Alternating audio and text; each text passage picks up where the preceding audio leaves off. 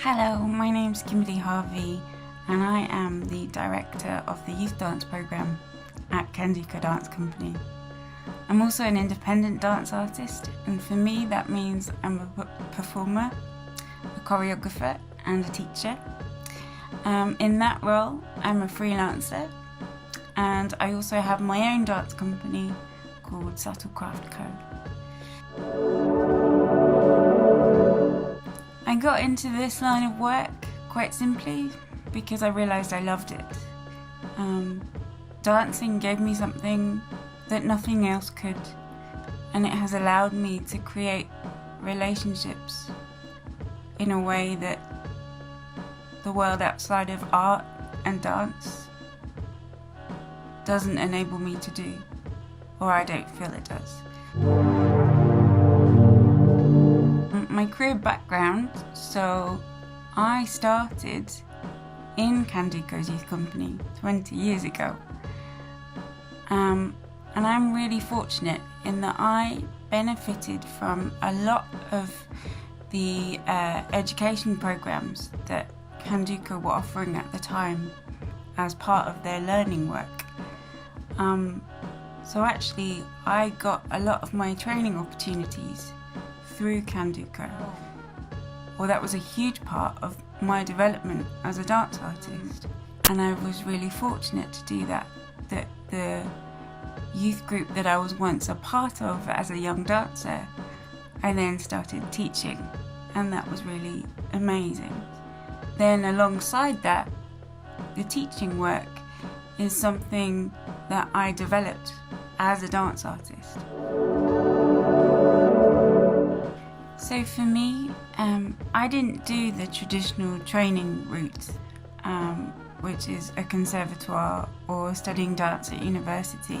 A lot of my training was on the job and through creating almost my own bespoke training program.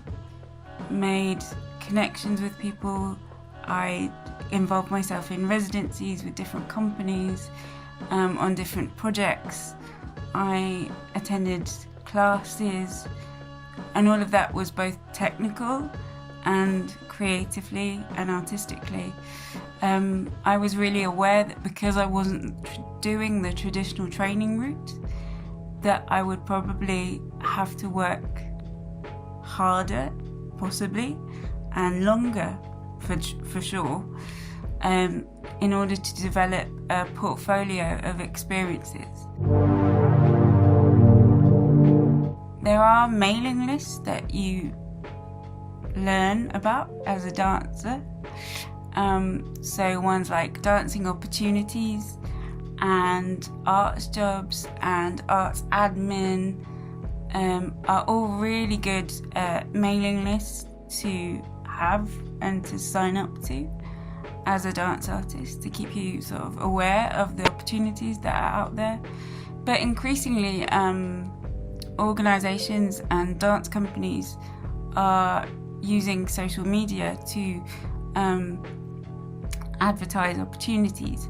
So if there's a company or an organisation that you're interested in, make sure that you are signed up to their mailing list and that you're following them on Instagram, Twitter, Facebook, because actually the chances are they'll advertise opportunities for you there. By its nature, I think you very rarely exist alone as a dancer, whether that be as part of a collective, a company, you're with an audience, you're teaching for an organisation, you're teaching in a venue. So you will be connecting with people all the time. And of course, those connections and those links and relationships will serve you, and they can take you to different places and on different adventures. So I might be involved in a project, which means I go into rehearsal 10 till 6. So it may also be going to classes, it might be going to workshops, it might be teaching a workshop, it might be planning a workshop. It will also involve an awful lot of admin. as a freelance dance artist, you have to learn to do your own admin. So that's answering emails, that's reaching out to people, that's doing invoices. And then as the director of the youth program, my role is really diverse, and again, that's what I love about it. I might be devising the layout of the new term for the youth company. I might be communicating with the young people or their parents. I may also be teaching part of those classes or supporting those classes.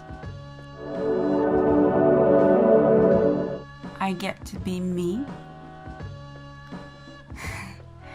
And also, by having an artistic job,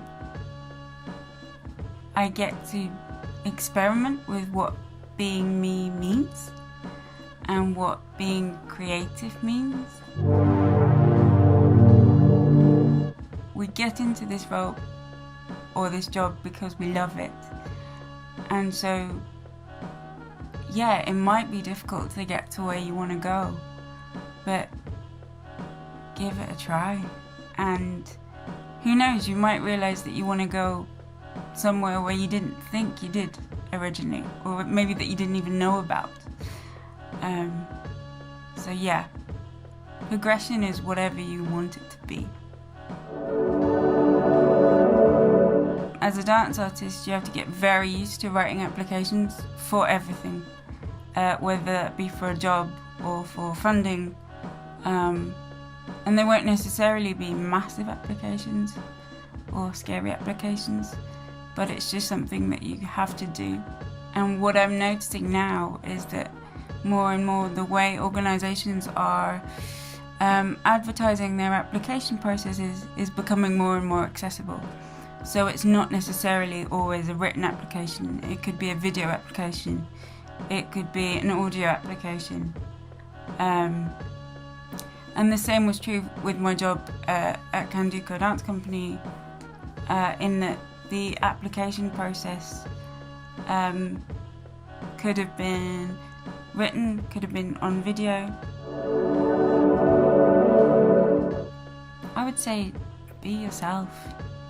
And I know it's a cliche. That's what I would want to see. I'd want to see who you are.